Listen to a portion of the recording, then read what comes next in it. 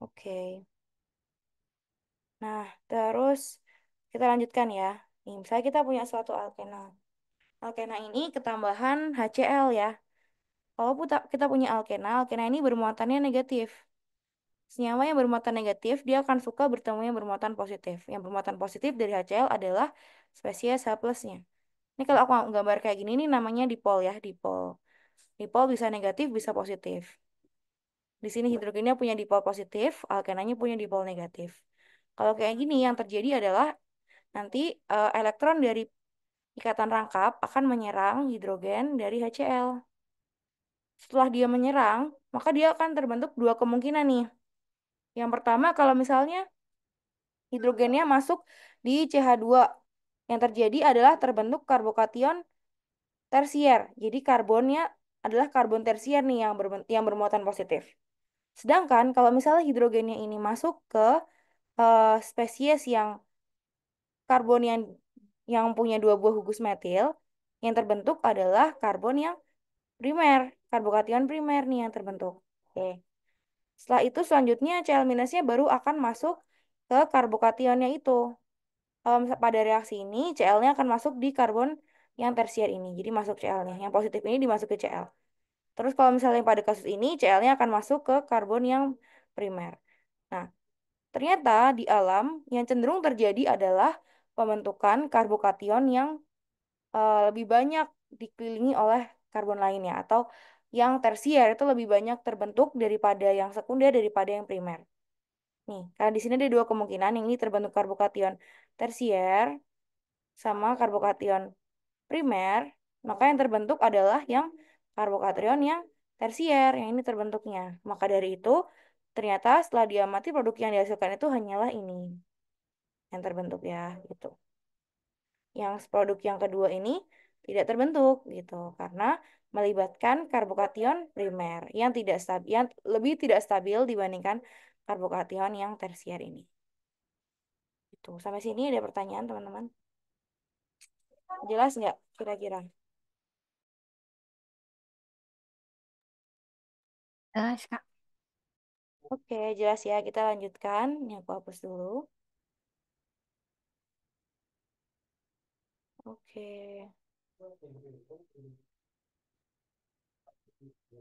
sebentar. Nah, ini ya, karbokation yang lebih stabil lebih disukai.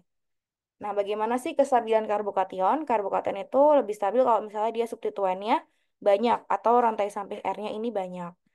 Ya, kalau misalnya karbokation tersier lebih stabil dibandingkan karbokation yang sekunder, lalu lebih stabil daripada karbokation yang primer dan jauh lebih stabil daripada karbokation yang metil kayak gini ya. Ini karbokation metil, karbokation primer, karbokation sekunder dan karbokation tersier. Gitu. Jadi makin stabil karbokation yang terbentuk, maka reaksi itu lebih disukai gitu ya. Ini gambaran peta potensial elektrostatik atau gambaran awan elektronnya ya. Kalau misalnya partikel si karbokation ini kita jadikan bentuk tiga dimensi, dia bakal kayak gini bentuknya. Ini adalah karbokation tersier atau terbutil kation. Lalu ini yang sekunder, ini yang primer, dan ini yang metil. Tuh, kita lihat ya kalau misalnya dia yang metil dia biru banget nih, dia sangat positif, jadi makin tidak stabil. Oke. Nah, terus selain itu juga ada efek delokalisasi elektron, alias distabilkan juga nih si karbokation ini dengan hidrogen tetangganya gitu. Nah, ini aku lewatin aja. Ini juga, ini juga. Oke. Nah, hal ini kita sebut sebagai aturan Markov-Nikov, alias yang kaya bertambah kaya. Maksudnya yang kaya bertambah kaya itu apa? Jadi yang spesies karbon yang pada alkena yang memiliki hidrogen lebih banyak akan ketambahan hidrogen lagi pada reaksi adisi alkena gitu. Gitu ya. Di sini kan hidrogennya lebih banyak di atom karbon yang ini. Jadi nanti hidrogennya akan masuk di sini juga nih dari HCl. Terus Cl-nya akan masuk ke karbon yang satunya lagi gitu. Gitu ya. Jadi ini adalah satu-satunya produk yang dihasilkan. Ini penjelasannya. Nah, sekarang kita bahas ke reaksi-reaksi nih. Jadi kalau misalnya kita punya alkena ketambahin H2O, reaksi yang terjadi kurang lebih sama kayak tadi ya. H2O kita punya HOH gitu kayak gini.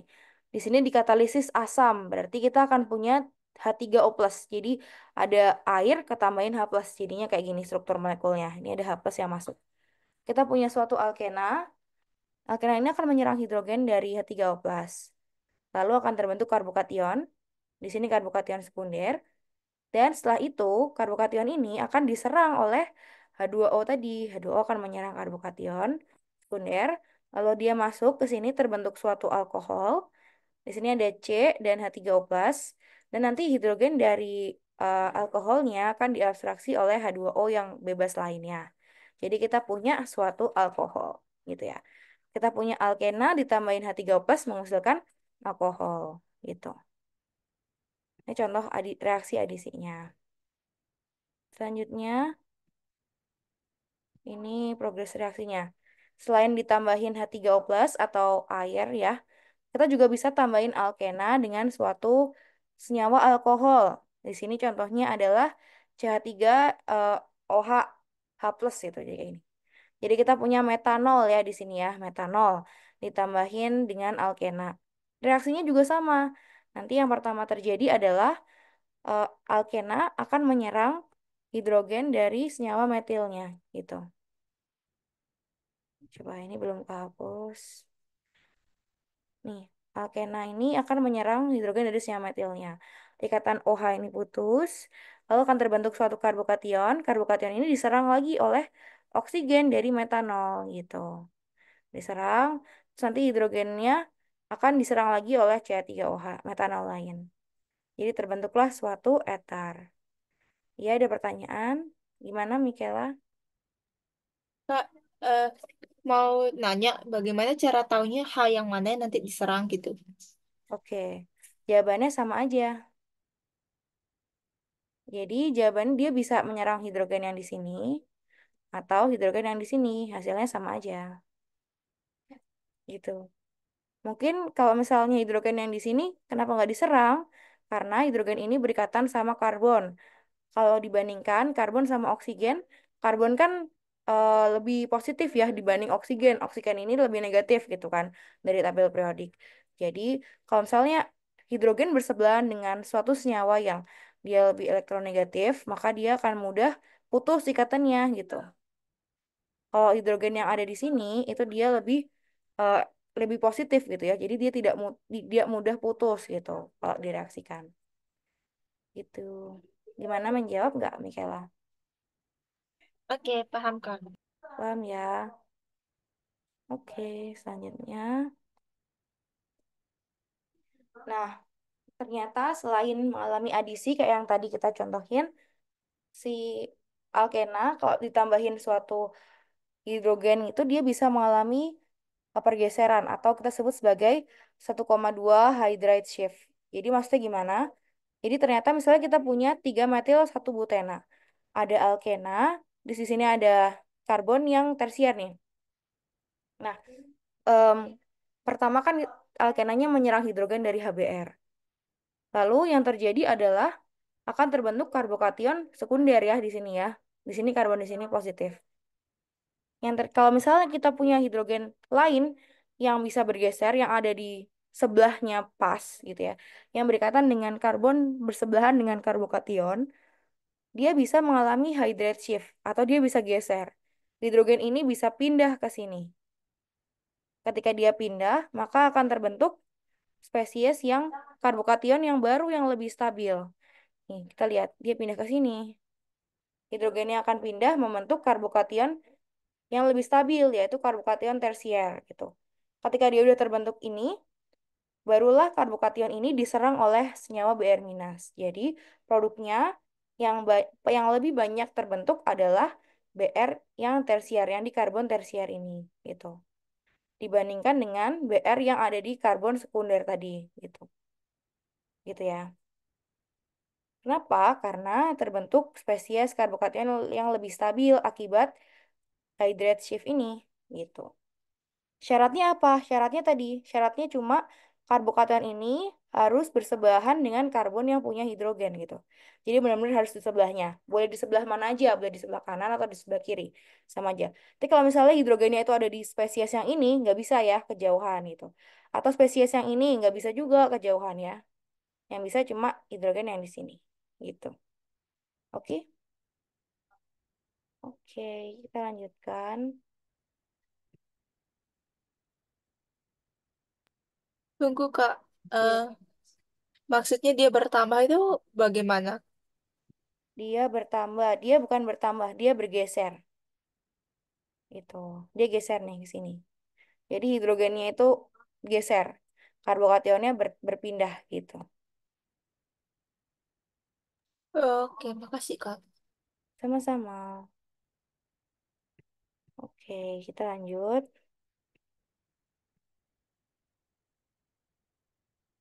Selain hidrogen yang bisa bergeser itu juga CH3 nih. CH3 bisa bergeser ya. Kalau misalnya ternyata nggak ada hidrogen, nih ya pada kasus ini kan karbonnya ini ternyata dia nggak punya hidrogen di sini, tapi digantikan oleh metil. Kalau kayak gini, apakah metilnya juga bisa bergeser? Jawabannya bisa, gitu ya. Metilnya bisa bergeser, namanya 1,2 metil shift. Syaratnya juga sama. Kalau misalnya ada karbokation yang bersebelahan dengan karbon lain yang memiliki gugus metil dan dapat terbentuk spesies karbokation yang lebih stabil, maka akan terjadi metil shift ini, gitu. CH3-nya pindah ke sini, terbentuk karbokation yang lebih stabil, yaitu karbokation yang tersier nih ya. Kalau yang ini karbokationnya kan karbokation sekunder aja gitu. Di sini kita lihat karbokation tersier ini akan menghasilkan produk yang lebih banyak dibandingkan yang terbentuk karbokation sekunder gitu. Oke, gimana? Jelas-jelas Eh, ini? Kak, maksudnya menghasilkan hasil produk yang lebih banyak daripada sekundernya bagaimana maksudnya? Maksudnya jadi setelah dihasilkan dari reaksi itu produknya yang banyak yang ini gitu. Jadi kan kalau misalnya nih kita punya reaksi dimetil butena dengan HCl. Yang ini 1 mol ya. Lalu HCl-nya misalnya 1 mol juga. Berarti produk yang terbentuk adalah 1 mol juga ya totalnya. 1 mol produk. 1 mol produk yang dihasilkan itu mungkin sekitar di sini 25%-nya adalah senyawa yang minor ini. Nih, yang Cl-nya masuk di karbokation sekunder. Lalu 75%-nya atau sebagian besarnya atau 3/4-nya itu yang major produk ini gitu. Gitu ya. Gimana? Oh, Jelas? berarti jumlahnya itu lebih sedikit tadi karena dia kurang stabil ya. Betul, karena dia kurang stabil. Dia terbentuk intermediate yang kurang stabil dibandingkan yang intermediate yang karbokation tersier gitu.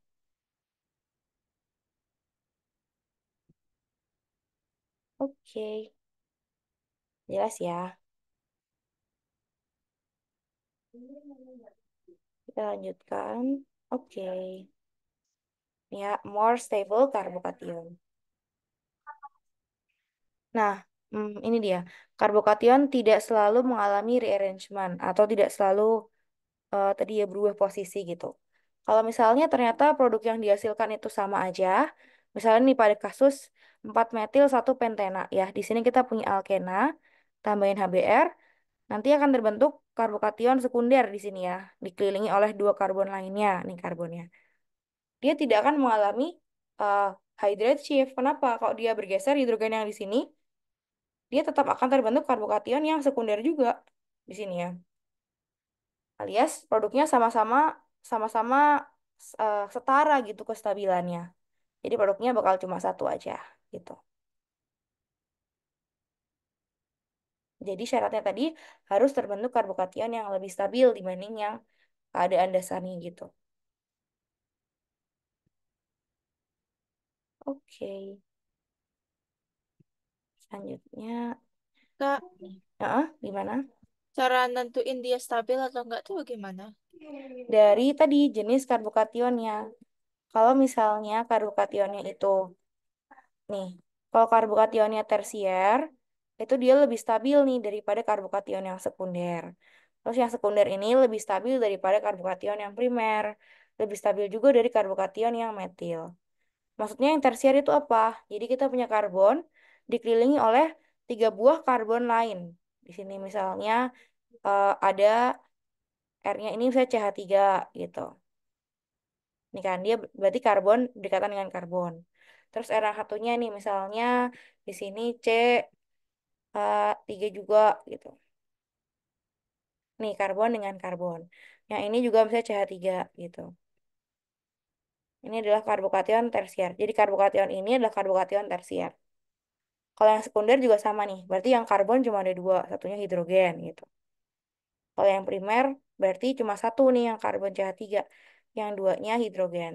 Sedangkan yang metil dia dia nggak berikatan sama sekali sama karbon lain. Jadi ketiga-tiganya sama semuanya sama-sama hidrogen gitu. Oke, ngerti Kak. Makasih. Sama-sama.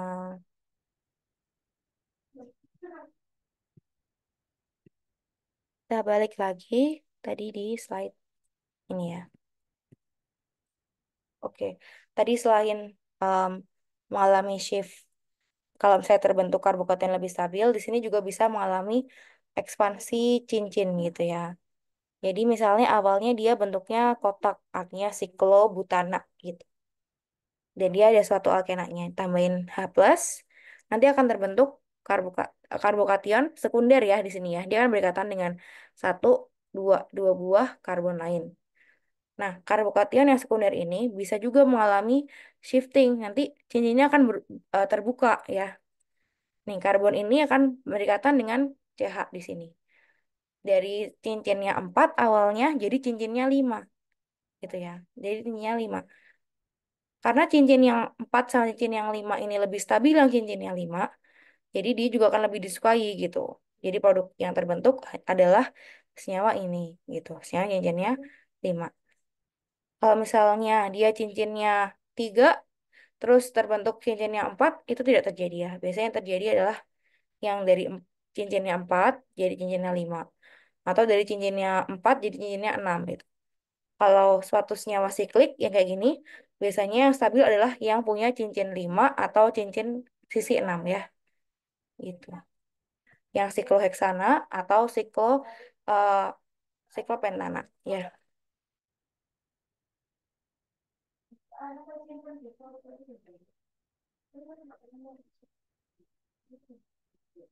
Oke. Nah, ini dia. Em, tadi udah ya yang adisi halogen hidrida. Jadi H dan halogen gitu. Nah, sekarang kalau misalnya kita melakukan adisi halogen aja nih, misalnya Br2 gitu. Br2 ini dia bisa direaksikan dengan alkena. Yang terjadi adalah nanti akan menyerang si alkenanya ini akan menyerang salah satu atom Br dari senyawa Br2. Terus akan terbentuk ikatan karbon dan Br. Terbentuk juga karbokation. Nah, karena Br ini sifatnya adalah elektronegatif, maka dia akan bereaksi juga sama karbokation di sebelahnya gitu. Terbentuk ion bromonium seperti ini. Lalu nanti si Br minus yang tadi udah diputusin itu dia bakal menyerang si karbon yang positif ini. Jadi akan terbentuk 2 buah Br gitu. Jadi masuk nih dua-duanya Br-nya di suatu alkenanya itu. Jadi terbentuk 1,2 di bromoetana.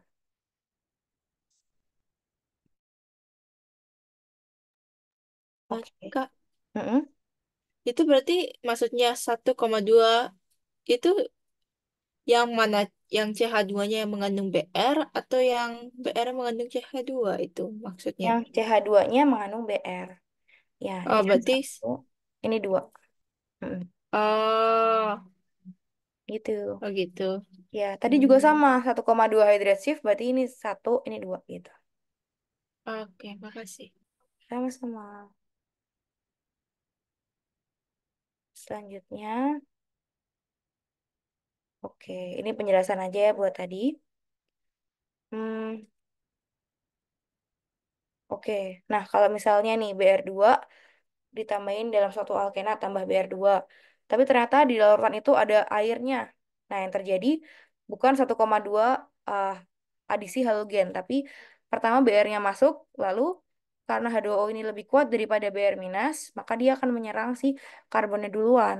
Jadi yang terbentuk adalah ini halohidrin alias kita punya satunya berikatan sama Br, karbonnya satunya berikatan dengan OH gitu. Nih ya, awalnya dia alkenanya di sini, ini karbon satu, ini karbon dua, terus nanti Br-nya akan masuk di karbon satu dan OH-nya masuk di karbon yang kedua gitu. Jadi bentuk senyawanya kayak gini.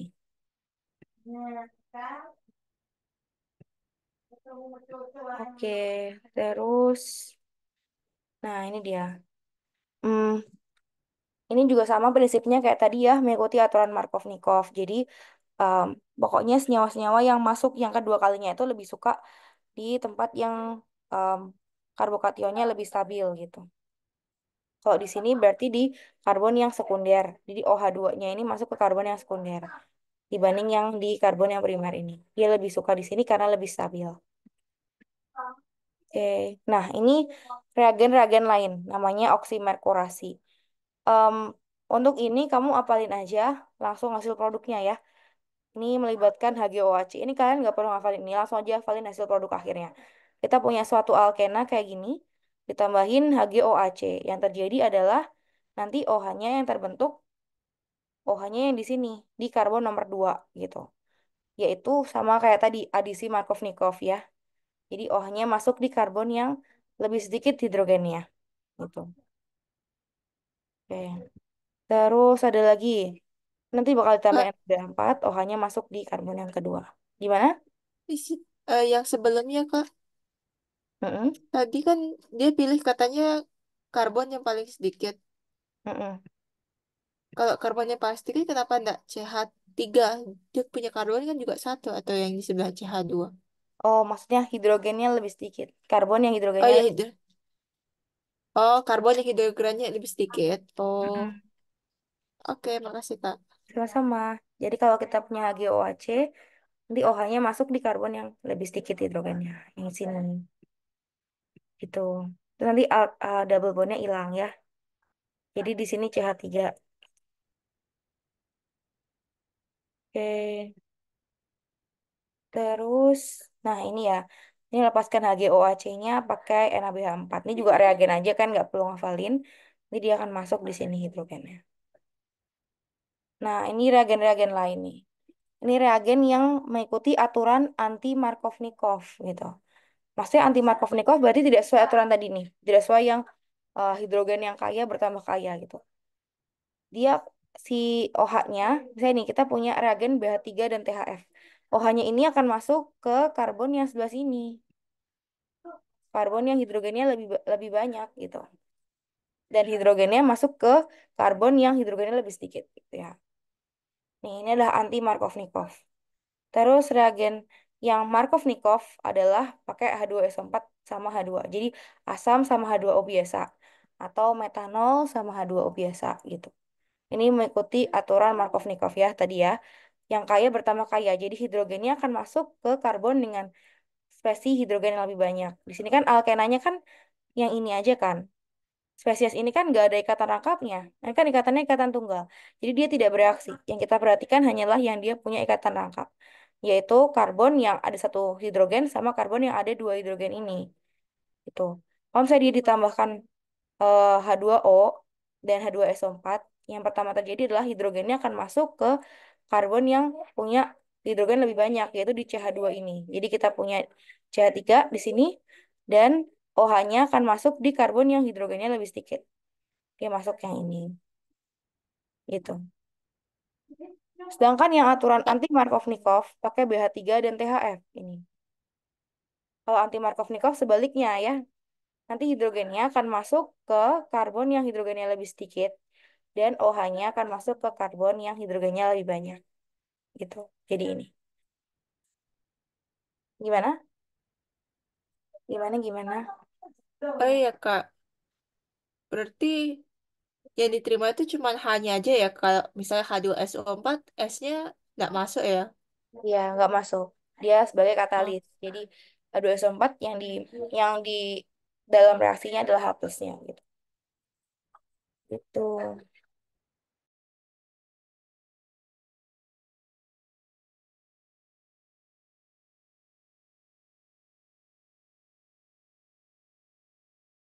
Oke, ini aku hapus dulu ya.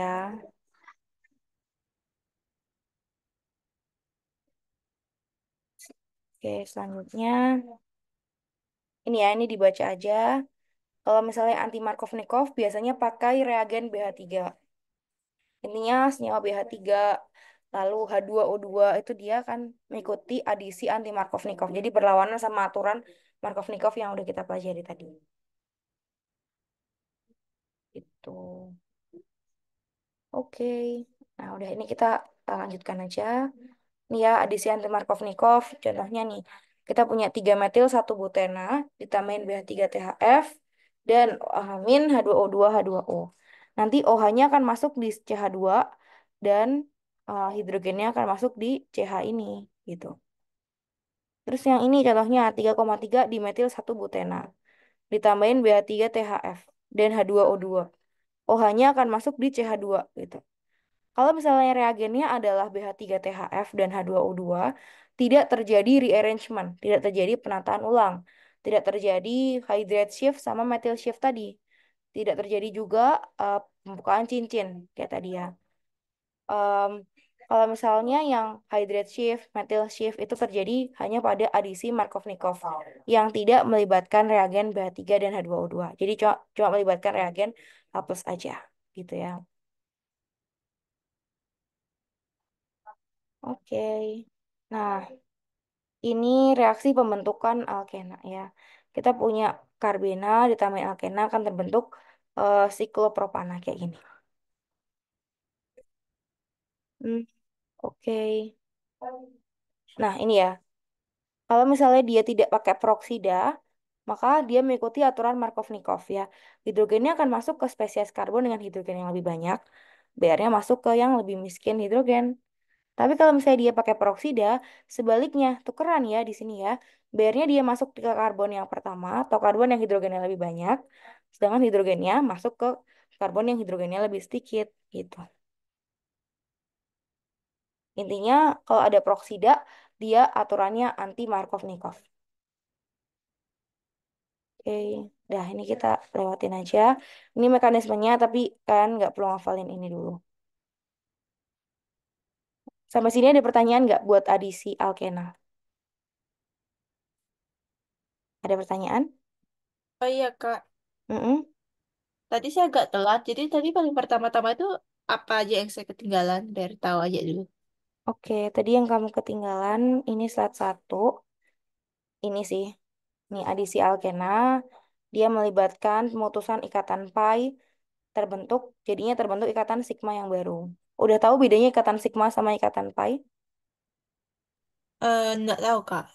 Oke, jadi dalam suatu ikatan pada suatu molekul, nih ya, ikatan karbon dengan karbon, dia kan bisa single bond nih. Kalau single bond berarti C, single bond C gitu ya. Kalau double bond berarti ketambahan lagi ikatannya. Nah, kalau misalnya ikatan single bond ini dia cuma punya satu buah ikatan sigma.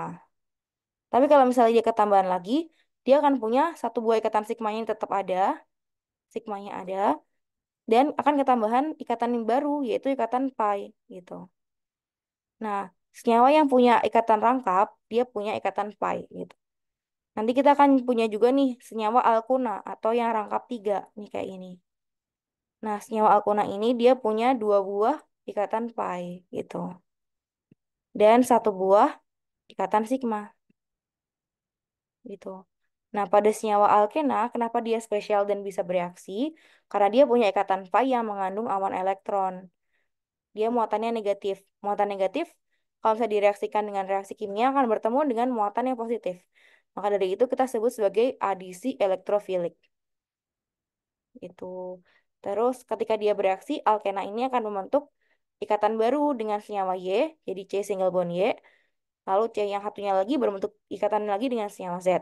Dan ikatan C double bond C tadi yang pi-nya putus gitu. Ikatan pi-nya putus. Jadi tinggal satu ikatan sigma aja gitu. Udah sih tadi itu aja yang dibahas. Jelas. Tunggu, bagaimana Hmm? bagaimana cara bedain yang sigma sama yang pi kalau kita lihat di sebuah reaksi gitu? Nggak bisa. Tapi kita tahu di situ ada ikatan sigma sama ikatan pi kalau misalnya dia senyawanya ikatan rangkap. Dan Eh, ikatan sigma itu ikatan dasar gitu. Jadi ikatan sigma itu ikatan awal pertamanya. Terus yang menguatkan atau membuat dia jadi double bond atau triple bond itu adalah ikatan pi-nya gitu. oh, tadi maksudnya ikatan rangkap tuh yang mana? Ikatan rangkap itu maksudnya double bond atau triple bond itu. Oh, oke, makasih. Ya, kalau double bond berarti rangkap dua, kalau triple bond berarti ikatan rangkap tiga gitu. Oke, tadi di slide 39. Lanjut ya. 39. Nah, tadi ya selain adisi hidrogen halida atau halida aja, si senyawa alkena ini bisa juga kita adisi dengan hidrogen gitu ya. Jadi kita balikan lagi nih dari alkena menjadi alkana. Pakai katalis biasanya platina dan karbon atau palladium, Pd dan karbon ini atau katalis nikel. Jadi dia bakal kita tambahin aja hidrogennya masuk ke dua buah karbon ini. Yang sikloheksana juga sama gitu. Mekanismenya gimana? Karena dia melibatkan katalis logam ya. Dia kan ada logamnya tuh. Logam platina, palladium sama nikel nih. Bisa kita pilih mau pilih yang mana? Bisa. Nah, mekanismenya yang terjadi adalah seperti ini. Jadi hidrogen-hidrogen itu akan nempel dulu di lempengan logamnya. Nanti dia akan terbentuk kayak gini nih bentuknya. Hidrogennya berdiri-berdiri gitu. Lalu ketika didekati oleh senyawa alkena gitu ya. Senyawa alkena ini akan berinteraksi sama hidrogen-hidrogen yang di permukaan senyawa logamnya. Setelah itu akan terbentuk ikatan baru, ikatan karbon dan hidrogen yang baru. Dan akhirnya ikatan pi. Nah, ini nih, yang ungu-ungu ini, dua buah ungu-ungu ini ya. Ini adalah ikatan pi. Gitu. Ini adalah satu buah ikatan pi. Tadi dari empat buah ungu-ungu ini ya. Ini itu awan elektron gitu gambarannya. Nah, ketika berdekatan sama hidrogen yang ada di lempeng logamnya, maka dia akan nempel hidrogennya, terus terbentuk ikatan baru. Jadi CH3, CH3. Jadi suatu etana. Awalnya etena, ini etena ya, CH2, CH2, ada double bondnya atau ada ikatan rangkapnya, menjadi etana atau C2 H6. Nih, gitu. Udah deh, jelas ya. Oke, lanjut. Oke, ini kita lanjutkan aja ya. Nah, suatu alkena itu atau C double bond C ini memiliki kestabilan relatif ya. Jadi dia itu bisa kita bedakan kestabilannya sama kayak karbokation tadi. Kalau misalnya alkena ini lebih stabil kalau dia punya R-nya yang lebih banyak. Intinya pada semua senyawa organik itu kalau makin banyak dia R-nya atau substituen R-nya ini, maka dia makin stabil gitu. Ini ada R-nya 4, dia lebih stabil dibandingkan dengan yang R-nya 3. Lalu dia lebih stabil juga dibanding yang R-nya 2 dan yang R-nya 1 gitu. Terus pada suatu alkena, posisi R-nya itu bisa ada dua kemungkinan ya. Kemungkinan yang pertama adalah posisi cis ini ya. Ini posisi cis yang di sini. Nih, satu posisi cis kayak gini. Jadi kita punya alkena, terus CH3-nya itu ada di satu sisi yang sama. Ini namanya cis, cis 2 butena. Kemungkinan yang kedua adalah posisi trans. Jadi CH3-nya atau rantai R sampingnya itu pada suatu alkena berada di posisi yang berseberangan ini ya.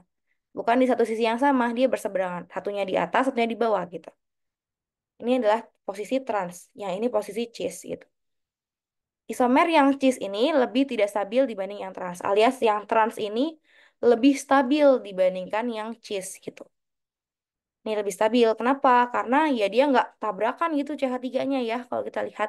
Kalau yang cis ini kan dia tabrakan nih CH3-nya. Karena dia ada di satu sisi yang sama. Jadi dia lebih tidak stabil. Sedangkan yang trans ini ada di dua sisi yang beda gitu. Berseberangan. Jadi dia lebih stabil gitu.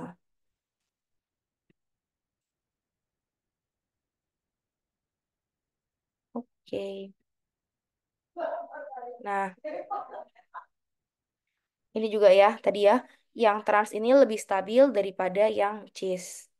Terus juga lebih stabil lagi daripada yang di satu hadap yang sama nih, di satu karbon yang sama. Oke, udah sampai sini buat materi yang alkena. Gimana, ada pertanyaan, Michaela? Atau kita lanjut?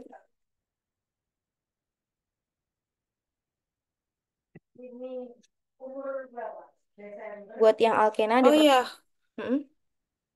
kan dia tadi dibilang yang cis itu lebih nggak stabil dari yang trans kan ada bertabrakan. Kalau dia Hmm. bertabrakan memangnya dia kenapa nggak stabil? Oke. Jadi kan kalau misalnya kita punya suatu senyawa ya, CH3 gitu, atau karbon atau hidrogen kan selain dia punya inti atom, dia punya awan elektron juga ya. Nah, awan elektron yang bertemu dengan satu sama lainnya, karena dia muatannya sama-sama memiliki muatan gitu, maka dia akan saling tolak menolak ya. Kalau misalnya kayak gini, dia saling bertemu, tolak menolaknya akan makin besar kekuatan tolak menolaknya gitu. Sedangkan kalau misalnya dia trans, kan dia kan nggak saling ketemu nih muatannya. Jadi dia tidak ada gaya tolak menolak itu. Selain itu, kan CH3 ini adalah suatu partikel nih. Ketika ada partikel satu ketemu partikel lain dan bertabrakan, maka akan terjadi ini juga kan, apa namanya, tumbukan gitu. Jadi dia makin gak stabil. Kalau saya dia beda sisi kayak gini, nggak terjadi tumbukan, jadi dia lebih stabil gitu. Ini tadi yang aku jelasin disebut sebagai halangan sterik ini ya, sterik straight.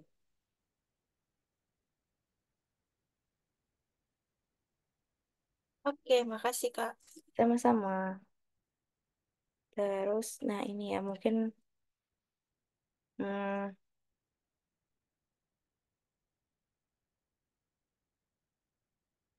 nah ini dia. Atau reaksi dia ini deh, Alkuna.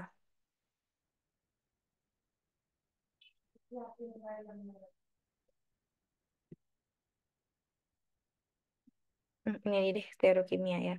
Nah sekarang kita akan bahas tentang stereokimia. Jadi eh, senyawa organik itu dia memiliki bangun tiga dimensi.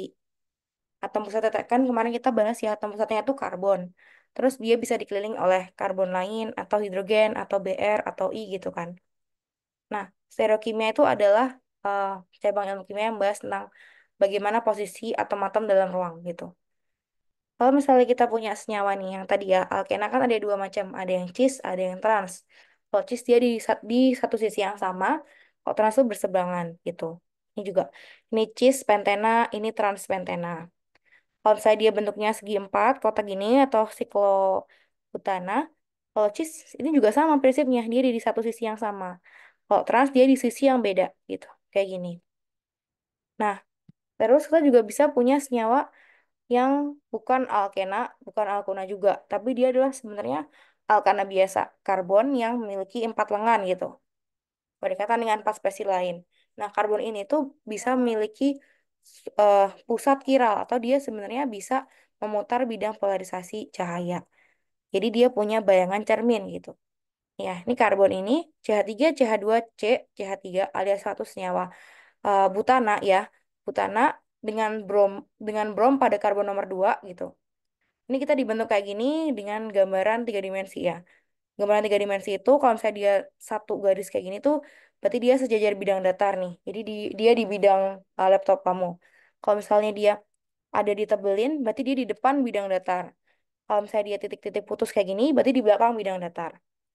Nah, kalau misalnya dia tempelkan dalam cermin gitu kan, dia dihadapkan ke cermin, dia akan punya bayangan cerminnya gitu.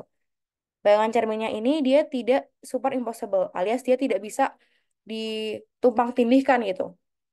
Ini ibaratnya sama aja kayak tangan kita. Tangan kita kan kalau misalnya kamu sejajarkan nih, jadi kayak tangan kanan dan kiri dibikin atas bawah gitu. Kan kelingking nggak akan ketemu kelingking lagi kan. Jempol juga nggak akan ketemu jempol. Tapi kalau misalnya kamu tepuk tangan, ya ketika kamu mengatupkan tangan tuh kan baru bisa dapet nih jempol ketemu jempol, kelingking ketemu kelingking, alias bentukannya kayak bayangan cermin gitu. Jadi kebalik kanan dan kirinya. Nah, senyawa organik itu juga bisa kayak gitu. Senyawa yang memiliki sifat kayak gini kita sebut sebagai senyawa yang kiral. Nih, kiral. Senyawa kiral. Senyawa kiral adalah senyawa yang punya bayangan cermin, gitu aja. Bayangan cermin yang tidak dapat ditumpang tindihkan. Nah, kalau misalnya yang di kanan ini, Dia kan nggak bisa ditumpang tindihkan kan. Kalau misal karena dia karbonnya ini berikatan dengan 4 buah spesies yang berbeda. Yang satu ada Br, satunya hidrogen, satunya CH3, satunya lagi CH3 CH2. Ini akan beda dengan senyawa karbon yang tidak punya 4 buah yang berbeda gitu. Misalnya nih, satunya CH3, terus satunya lagi CH3. Satunya Br sama CH3 CH2. Ini kan ada CH3 yang identik nih. Dua-duanya sama-sama CH3. Kalau misalnya kita bikin bayangan cermin, dia bisa dong saling bertumpang tindih karena kan ada dua hal yang sama nih di sini. Gitu. Jadi ini bukan merupakan senyawa kiral gitu. Paham ya sampai sini ya? Gimana? Tunggu, bisa jelasin maksudnya tumpang tindih itu kok? Oke, tumpang tindih itu maksudnya kayak misalnya tangan kamu nih, kamu taruh atas bawah ya. Tangan kanan di bawah, tangan kiri di atas. Dia kan nggak akan ketemu tuh jempol sama kelingking. Jadi dia kan, maaf, jempol sama jempol dia nggak akan ketemu. Dia akan temunya jempol sama kelingking. Atau kelingking sama jempol itu. Jadi nggak akan sama gitu. Kalau misalnya kamu deketin. Jadi misalnya nih dua bayangan ini tuh kamu tumpahin gitu. Jadi ditumpangin satu sama lainnya. Ini ditaruh di depannya gitu. Dia nggak akan sama bentukannya. Itu disebut sebagai senyawa yang kiral gitu. Gimana? Berarti kalau yang enantiomers itu dia Mm-mm, kalau disaling dia tuh dua sisi itu kebalik. mm-mm. Jadi eh Nah, apa bedanya? oke, tadi kan kalau misalnya dia tidak bertumpang tindih atau dia punya bayangan cermin kayak gini, kita sebut sebagai senyawa yang kiral. Nah, dua senyawa ini senyawa satu sama senyawa dua, itu sebenarnya dua senyawa yang berbeda gitu. Ini adalah dua senyawa yang berbeda ya. Jadi keduanya ini kita sebut sebagai isomer kan. Kalau dia rumus molekuler sama, tapi eh, penyusunan bangun dalam ruang tuh beda. Kalau misalnya dia merupakan senyawa kiral, keduanya ini kita sebut sebagai isomer yang tipenya enantiomer gitu. Jadi enantiomer ini nama nama hubungan antara kedua senyawa itu gitu. Gitu. Jadi ini adalah dua senyawa yang beda. Ini senyawa satu, yang ini senyawa dua gitu. Ini bukan dua senyawa identik, tapi dua senyawa yang beda. Beda sama yang di kanan ini. Ini bukan senyawa kiral. Jadi senyawa satu sama senyawa dua itu dua senyawa yang sama gitu.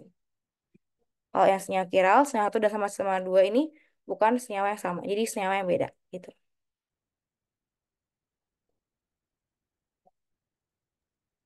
Dia senyawa yang beda karena alasan apa, Kak? Karena rumus kimianya berbeda atau apa? Karena susunan bangun dalam ruangnya beda. Itu tadi. Kayak misalnya tangan kanan sama tangan kiri kita. Kan itu dua hal yang berbeda ya. Meskipun kalau kita lihat kayaknya mirip, tapi ternyata dia bukan hal yang sama gitu tangan kanan sama tangan kiri kita. Gitu.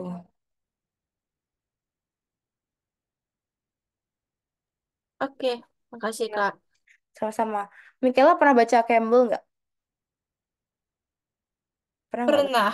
Nah, di situ ada kalau nggak salah di bab 3 atau bab 2-nya, bab awal-awal, itu nyeritain tentang suatu obat namanya metil dopa. Hmm. Itu obat yang buat ibu hamil gitu. Jadi dulu di tahun 19-an gitu, ada kayak pabrik farmasi yang membuat si senyawa atau obat metil dopa ini. Nah, metil dopa itu punya senyawa enantiomer ini tadi, dia punya senyawa kiral gitu. Senyawanya punya kiral. Ada yang tipe L metil dopa, ada yang tipe eh, yang D metil dopa gitu. Nah, ternyata yang satu obatnya itu bisa bisa meningkatkan pertumbuhan janin gitu. Tapi satu obatnya lagi itu malah bisa bikin cacat janinnya. Nah, si pabrik obat itu tuh nggak bisa nih bedain senyawa L sama D tadi. Jadi masih kecampur dalam satu obatnya. Jadi efek sampingnya ibu-ibu yang mendapatkan obat itu malah janinnya cacat gitu. Itu kayak gitu tuh. Apa kepentingannya ya. Wah, Jadi iya, jadi kita penting untuk membedakan kedua tipe senyawa ini gitu. Ini ada yang kiral, satunya senyawa satu sama senyawa dua ini meskipun kelihatannya sama, tapi ternyata dia beda loh, karena dia itu tidak saling bertumpang tindih tadi, tidak superimposable gitu.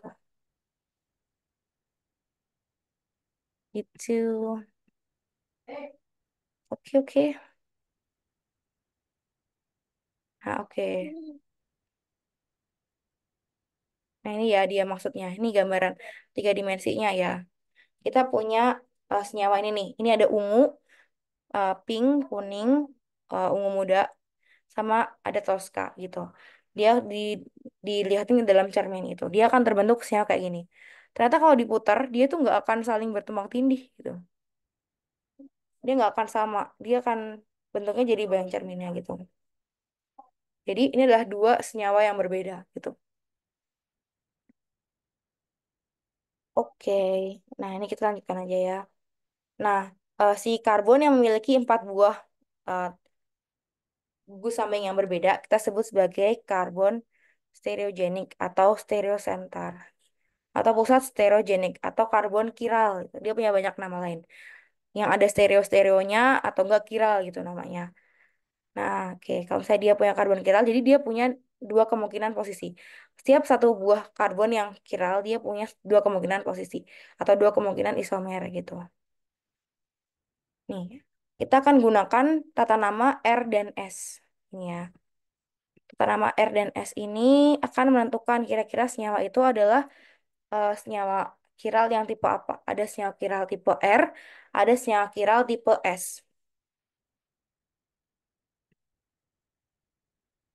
Oke. Nah, yang kita lakukan untuk menentukan dia R atau S, kalau misalnya dia R, itu dia putarannya searah jarum jam, gitu. Kalau dia S, putarannya berlawanan dengan jarum jam. Ingat ya, kalau R, right, berarti dia muter searah jarum jam, kan. Jarum jam kan muternya ke arah kanan. Kalau yang S tuh berputar berlawanan dengan jarum jam, gitu. Nah, maksudnya yang berputar tuh apa? Jadi nanti yang kita lakukan adalah, kita akan memberi nomor pada masing-masing substituen karbon ini. Nomor satu, 2, 3, dan 4 gitu ya. Di sini ada atom karbon yang di tengah, terus ini yang atom-atom yang di sekitar karbon tadi, 4 buah atom yang berbeda itu. Atom yang pertama adalah atom dengan prioritas yang paling tinggi. Terus disusul dengan yang kedua, ketiga, dan keempat. Yang keempat itu memiliki prioritas yang paling rendah. Nah, gimana cara kita tahu prioritasnya? Prioritasnya itu ditentukan pertama dari massa atomnya atau AR-nya gitu. Setelah itu ditentukan dari jumlah ikatannya.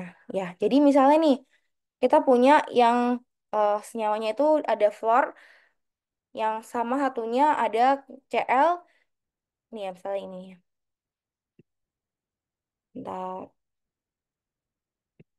kita punya di sini ada F, ini ada Cl, ini ada hidrogen, ini ada CH3 gitu.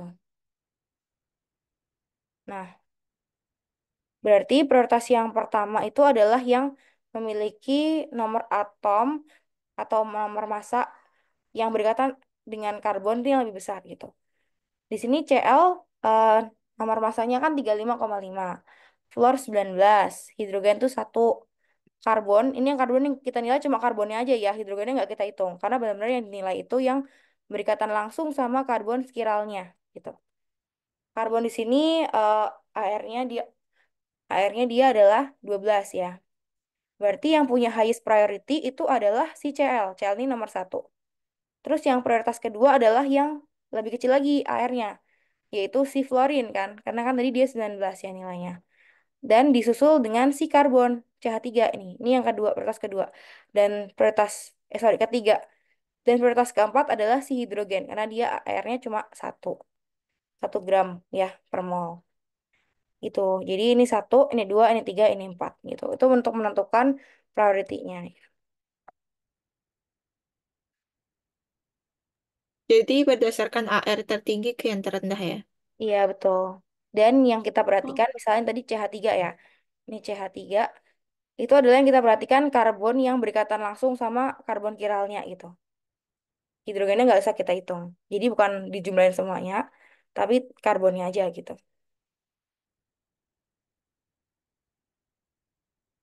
Oke, terus, nah kita lihat ya. Di sini. Nah, ini nih. Kalau misalnya dia searah dengan jarum jam, kita sebut konfigurasinya ada R. Konfigurasi itu tadi tipe senyawa kiralnya ya. Jadi namanya itu konfigurasi R gitu. Kita sebutnya. Nih, kalau misalnya dia em, memutar searah jarum jam itu adalah R. Kalau yang dia berlawanan dengan jarum jam kita sebut sebagai konfigurasi S. Nah, ini dia ya. Penamaan senyawa prioritasnya. Yang pertama berdasarkan kita ranking dulu nih. Rankingnya dilihat dari atom dengan prioritas yang lebih tinggi. Nih BR.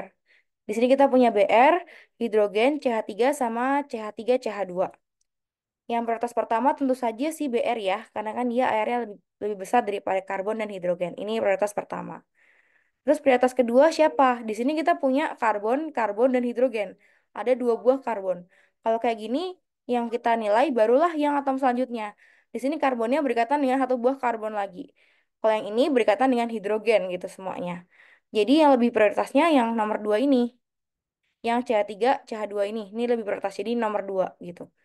Baru selanjutnya yang CH3 yang jadi prioritas ketiga. Dan yang terakhir adalah hidrogen. Ini prioritas keempat gitu. Terus langkah berikutnya adalah kita lihat nih dari satu ke dua, dari prioritas satu ke dua itu dia kira-kira searah dengan jarum jam atau berlawanan dengan jarum jam nih mutarannya. Kalau pada kasus ini dari satu ke dua dari BR ke CH2 CH3 itu muternya gimana nih? Searah atau berlawanan sama jarum jam? Berlawanan. Berlawanan. Berarti maka dari itu konfigurasinya dia kira-kira apa? R atau S? Kalau S. berlawanan S, betul. Jadi nanti kita punya konfigurasi dia adalah S ya untuk BrCH3CH2 ini. Gitu. Oke. Nah, ini dia. Terus, ini contoh lainnya ya. Kalau misalnya kita punya perputarannya itu beda gitu. Kayak gini nih, misalnya.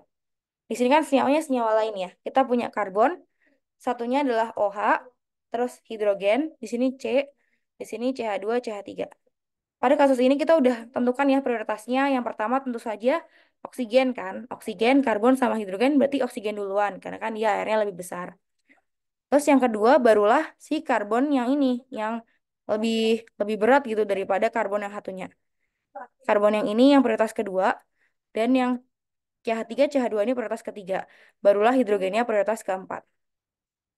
Nah, kalau kayak gini berarti putarannya adalah dari satu ke dua kayak gini nih. Satu kedua putarannya ke arah kanan ya. Searah dengan jarum jam. Maka dari itu konfigurasinya adalah R gini. R 1 bromo 3 pentanol gitu. Jadi muternya itu harus sebelahan gitu. Kita nggak boleh muternya kayak gini. Jadi kan ini kan ngelewatin nomor 3 nih. Ini nggak boleh. Ya ini nggak boleh. Jadi muternya itu harus langsung kayak gini.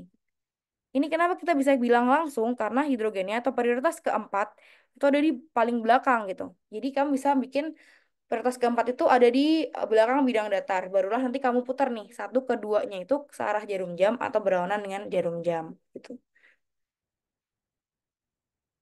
Kak, belum paham Kak maksudnya. Mm-mm.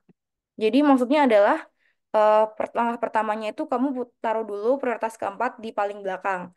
Alias kamu kasih struktur kayak gini nih, diputus-putus. Jadi kamu bayanginnya yang hidrogen itu kamu pegang di belakang gitu. Akhirnya kamu punya tiga buah eh, yang nomor satu, dua, dan tiga gitu di bidang datar. Terus kamu lihat nih dari satu ke dua itu ke arah searah jarum jam atau berlawanan dengan jarum jam. Kalau searah jarum jam satu keduanya berarti dia clockwise. Kalau berlawanan dia counterclockwise gitu. Dan putarannya itu harus langsung ya. Jadi dari satu ke dua gitu muternya. Nggak boleh ngelewatin tiga gitu. Jadi dia harus langsung satu ke dua gitu sih maksudnya. Gitu. Oh, oke. Oke. Hmm, Yud. Nah ini sama ya. Ini kalau misalnya pakai proyeksi Fisher, kita lanjut aja. Ini nggak perlu ya, ini cukup teoritis. Mungkin ini bakal perlu banyak latihan aja sih. Kita coba ya, ada latihan soalnya nggak ya? Nah, ini dia ya. bedanya R sama S tuh pentingnya ini nih. Kalau misalnya di materi biologi kita bakal punya konsep ini ya, model gembok dan kunci atau apa sih namanya? Key and aduh aku lupa. Yang buat Lock and key ya lock and key untuk model. enzim itu ya. Iya, di enzim itu. Nah, kalau misalnya kita punya obat, kita bikin obat nih. Kita harus pastikan nih enantiomernya itu betul gitu. Posisi dari si eh, senyawa kiral karbonnya itu sesuai yang kita mau, apakah dia R atau dia S gitu. Kalau misalnya kayak gini nih, kita punya enantiomer R-nya begini, yang S-nya begitu gitu. Kalau misalnya pakai enantiomer R tuh dia bisa masuk nih, masuk model yang lock and key model itu. Tapi kalau misalnya ternyata dia enantiomernya itu enantiomer S, ya dia nggak akan masuk ke situs yang kita mau gitu. Begitu. Jadi kayak kasusnya obat tadi ya, obat yang buat ibu hamil itu, yang awalnya kita mau bikin dia buat meningkatkan pertumbuhan janinnya, malah jadinya merusak pertumbuhan janinnya, malah jadinya jadi polidaktil gitu. Gitu deh. Ini pentingnya sih senyawa yang enantiomer itu atau senyawa kiral. Udah sih, ini mungkin banyak latihan aja. Ada nggak ya contoh soalnya? Ini juga reaksi-reaksi dibaca aja. Nah, ini mungkin reaksi tadi ya, yang reaksi adisi halogen. Dia bisa membentuk suatu senyawa kiral nih ya. Tuh, dia bakal terbentuk senyawa kiral nih. Dia kan terbentuknya tiga dimensi. Karena anggapannya, pertama si alkena ini diserang oleh Br2, nanti kan terbentuk gambaran siklik halogen kayak gini. Nah, siklik halogen ini bentuknya tiga dimensi. Dia bisa diserang Bl-nya ini masuk ke salah satu karbonnya dari bawah gitu. Atau kita sebut sebagai adisi anti. Jadi Br-nya bisa Berarti ini dibuang aja. trans, Ya, ini jadi berarti transport ya. gitu. Tapi ini kita nggak sebut trans ya, karena dia kan bukan alkena. Yang trans sama cis tuh untuk alkena aja ya gitu. Sama kalau bentuknya siklik. Tapi ini benar nih adisi yang sifatnya trans gitu, atau adisi anti namanya. Gitu.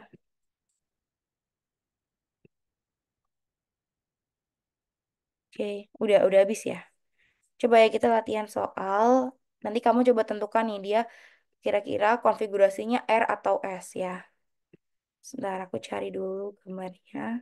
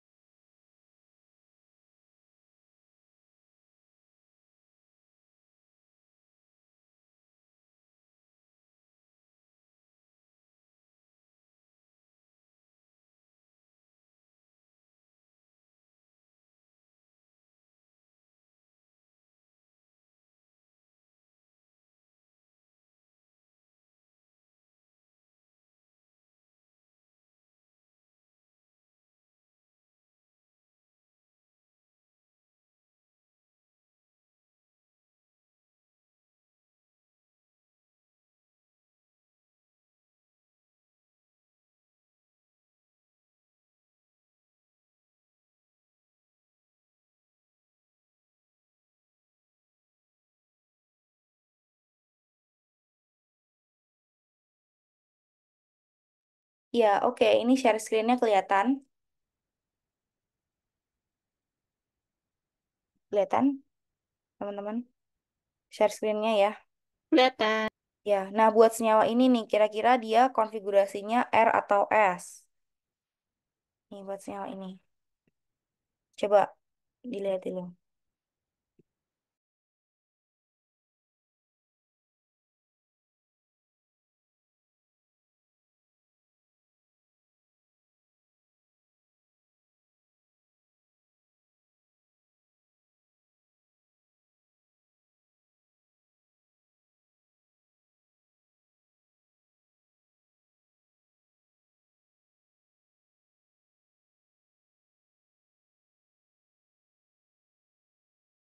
Nih, ingat ya, kalau misalnya kita buat konfigurasi, kita harus pastikan Eh, prioritasnya paling kecil di belakang. Gimana? Apa kira-kira? tar lagi satu. S. Iya, betul. Dia konfigurasinya S, bener ya.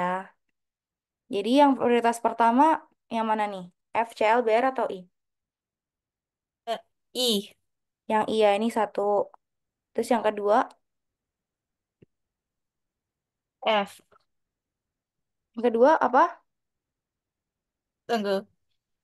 Eh, Coba buka aja F. tabel periodik. F nak BR nak Kak. BR, Iya. iya BR.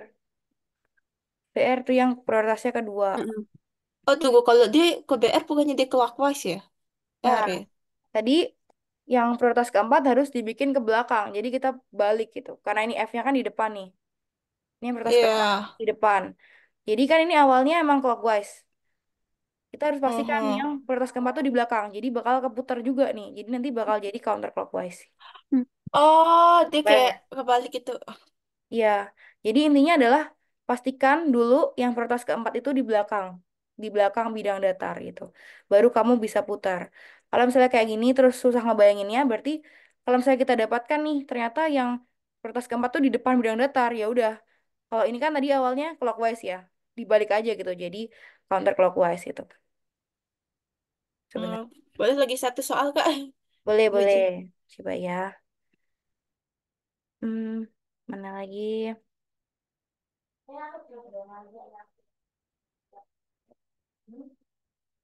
Dua deh. Dua nggak apa-apa nggak? Oke. Satu aja deh. Satu, satu, satu. Ah, ini deh.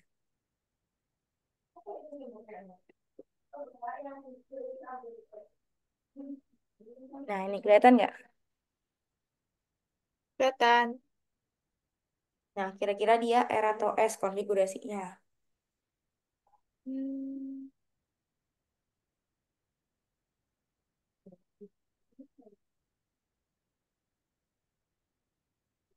Ingat ya, tadi kalau misalnya dia bentuknya ini garisnya ditebelin, berarti di depan bidang datar. Kalau garis putus-putus tuh di belakang bidang datar. Terus kita juga pastikan yang prioritas keempat itu ada di belakang bidang datar.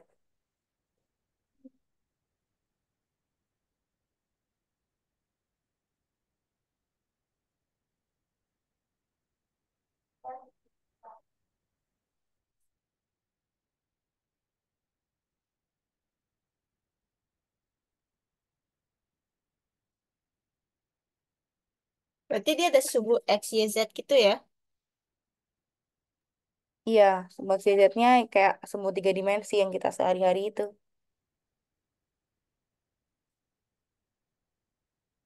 Hmm. Berarti kalau yang CL 17, C 6, H1, BR, BR, BR.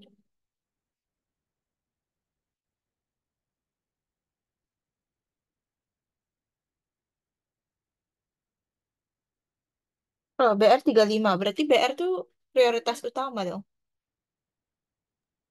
Iya, benar. BR prioritas pertama. Terus yang Terus kedua, BR yang kedua tuh CL oke, kedua CL. 17. Terus H yang terakhir. Oke, ini keempat, dan ini ketiga. Nah, berarti gimana nih? Ber- R atau S? Berarti dia dibalik dulu. Berarti Mm-mm. karena BR tuh paling belakang. Terus kode ke CL berarti dia R. Betul, dia konfigurasinya R ya. Ini kan ke sini nih. Tapi kan karena di hidrogennya di depan, atau yang eh, kertas keempat di depan, jadi kita balik dulu. Gitu. Hmm. Oke, betul ya. Jadi ini adalah yang R. Oke, coba lagi nggak? Mau, mau, mau. Masih banyak nih contoh soal. Iya, Berarti harus punya kemampuan spasial ya kalau ini. betul. Kimia itu ilmu yang apa ya? Melatih semua indera. Begitulah. Hmm, coba mana ya? Ini banyak nih.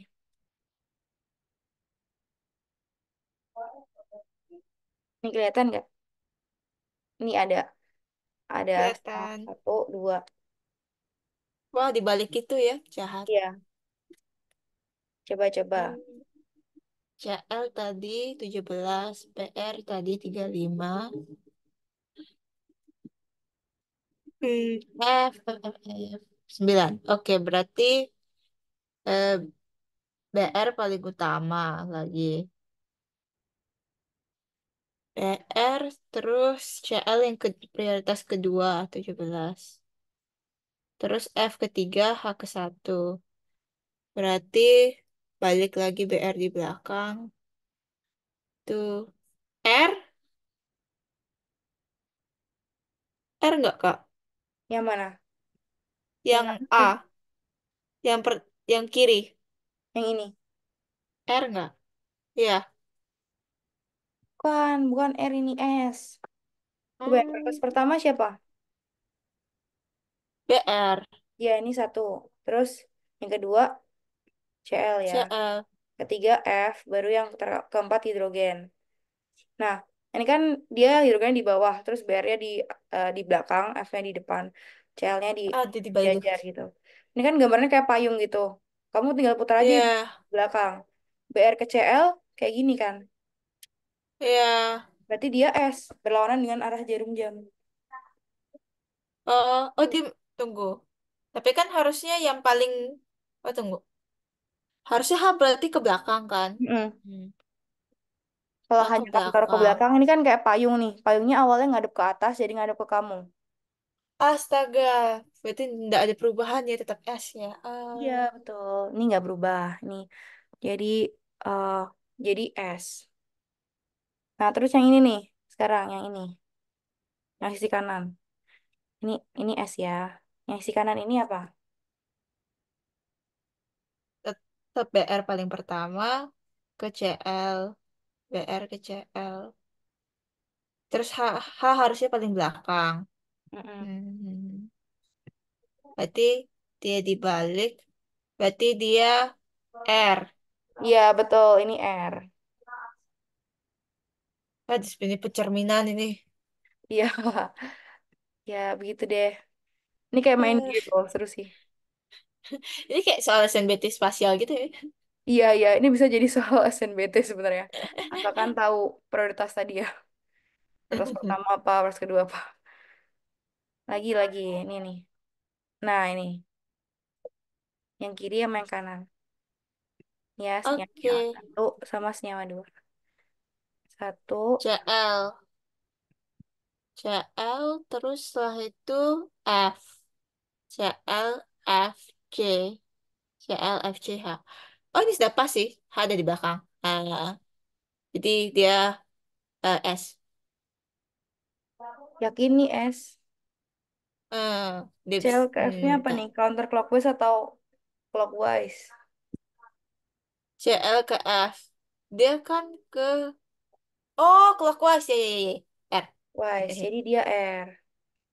Yang ini R. Terus yang molekul kedua, Yang kedua, sampai saya hafal. CL, F, H. CL, F, C, H. Jadi CL ke F. Berarti H ke belakang. Ah. Oh, bisa saya bayangin deh putar sekarang. Oke. iya. Jadi, berarti dia Ayo apa, ayo. ke kanan.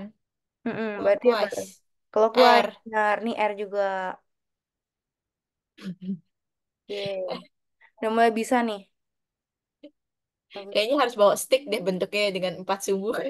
Iya nih, biasanya kalau anak-anak olim kimia belajarnya pakai penghapus itu terus ditandain. Kan penghapus kan bentuknya kubus ya. Jadi empat Iya. kayak gitu. Nah, terus kayak gini nih, ini. Ini kebayang nggak ini Astaga molekulnya ini. apa? Ini kalau kayak gini, ini kan berarti eh, yang ini adalah CH3 ya. Ini CH3. Oh. Ya, nah itu CH3 gambarnya. Terus yang rantai yang ini adalah CH2, CH3 atau Hmm. rantai etil yang kemarin kita bahas itu. Ah. Gitu. Digambarkan dengan gambar sudut kayak gini. Jadi ya titik-titik Ben sudut ini menggambarkan satu buah karbon gitu. Nah, oke. Kira-kira Lupa saya. satu sama dua gimana? Mm-mm. Lupa ya sih. Nanti kok penamaannya itu kayak apa ya? Berarti satu, dua, tiga kayak Coba di tiga. satu, dua, tiga, empat. Berarti dia rantai awalnya adalah butana ya. Butana, Ya, buta. Tapi dia ada butan. OH-nya, berarti dia jadinya butanol kan. Butanol. Oh Butanol. iya. Terus OH-nya ada di karbon nomor satu, Nomor empat. Oh, empat. dua. Nomor Saya dua kira dari, oh, saya kira dia dari kiri ke kanan gitu. Kayak salah dari itu. kanan, dari yang paling deket ya Ah, kemarin ya. Yang kemarin oh kita ya. taruh paling dekat sama ujung. Berarti dia adalah Oke. dua butanol. Dua. Nah, terus Nah, tugas dua kalian adalah butanol. menentukan nih depannya konfigurasinya apa, R atau S. Nah, Oh, teman, gitu cara kasih nama. iya cara namanya kayak gini. Kalau dia Ah, spiral dikasih nama R atau S, baru nomornya dua strip butanol gitu. oh Ayo duluan gimana? sih sebelum H. Berarti dia S. S. Oh, iya betul dia S ya. Ini satu prioritas pertama, yang ini prioritas kedua ya, dan yang C3 prioritas ketiga. Jadi muternya berlawanan dengan jarum jam. Jadi dia S. S 2 butanol. Oke. Nah, sekarang buat yang molekul nomor 2 nih, kira-kira apa dia? Konfigurasi. Hmm. Sama sih. O ke H. H di belakang. Mm-mm. H S. Yakin nih S? Coba lihat. Tunggu. Dia kan dari... Oh iya. Saya lupa. Terus dia clockwise. Bukan ke kanan atau ke kiri. R. Ya, dia R. R ya. Dari OH ke CH2 CH3 atau C2H5 itu searah jarum jam. Jadi kita Aneh juga ya. konfigurasinya R. Nih. Aneh juga Karena ya cara bayanginnya. Dia clockwise. Tapi dia 3D sebenarnya. iya. Jadi Hmm. clockwise itu dari tiga buah sisanya aja karena yang hidrogennya udah dianggap di belakang gitu. Ah, Gitu. Kayak gitu ah, bayanginnya. Gitu oke. deh. Oke, Ngerti. udah ngerti. Udah jelas ya teman-teman ya. Ada yang mau tanya nggak? Berarti Tadi. Gimana? untuk pertemuan berikutnya bisa nggak pelajaran kedokteran? Iya, boleh. Banyak kedokteran. Mau belajar apa? Belajar yang molekuler atau kayak penyakit-penyakit gitu?